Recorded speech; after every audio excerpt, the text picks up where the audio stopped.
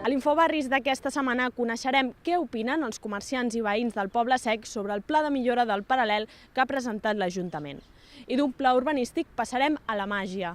Anirem fins a Hostafrancs per descobrir alguns trucs de la mà de l'Associació de Mags Il·lusionistes de Catalunya.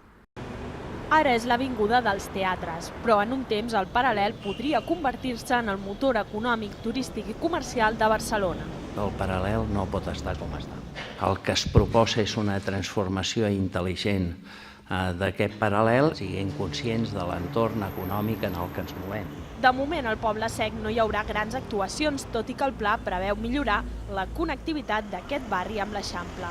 Per aconseguir-ho, se substituiran les actuals illetes per placetes. A més, es traslladarà el carril bici al tram central de l'avinguda, se'n renovarà el paviment i se'n millorarà la il·luminació.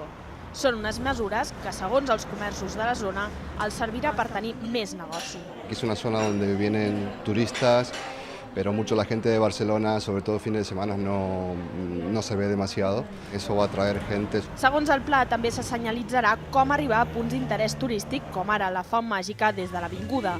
Però els veïns reclamen altres mesures perquè el Poble Sec no quedi aïllat. La gent quan va a la muntanya de Montjuïc només sap anar per la plaça Espanya i carrer Lleida. Però si travessem per qualsevol d'aquests carrers per aquí, també hi arriba.